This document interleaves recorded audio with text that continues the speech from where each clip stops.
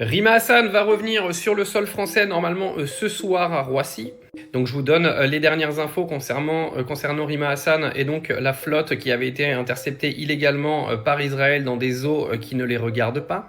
Mais ça apparemment ça dérange pas trop les pays internationaux qui laissent Israël faire un petit peu tout ce qu'il veut en toute liberté. Alors déjà premièrement il faut que vous sachiez c'est que Rima Hassan avait été placée à l'isolement après avoir écrit Free Palestine sur un mur de la prison de Givon ou Givon, je sais même pas comment ça se dit, ou Givon.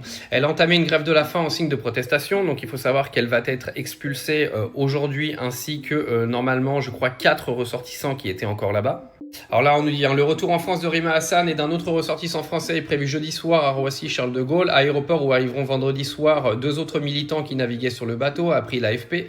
Mais la nouvelle a été accueillie avec prudence et méfiance par le mouvement de gauche radicale La France Insoumise qui a fait de la défense de la cause palestinienne un de ses combats principaux et dénonce un génocide à Gaza. Non, il dénonce pas, c'est vraiment ce qui se passe.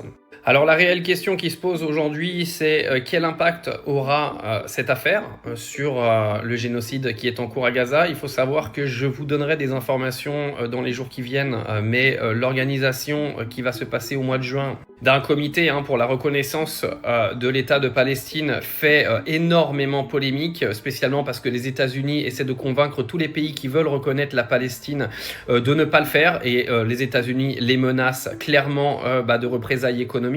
Donc oui, les États-Unis aujourd'hui sont clairement complices de ce qui se passe, on le voit encore, ils sont en train de faire un énorme chantage à tous les pays qui veulent reconnaître l'État de Palestine, dont la France. Et ce sont des sources de Reuters, ce ne sont pas des sources qui viennent de Twitter.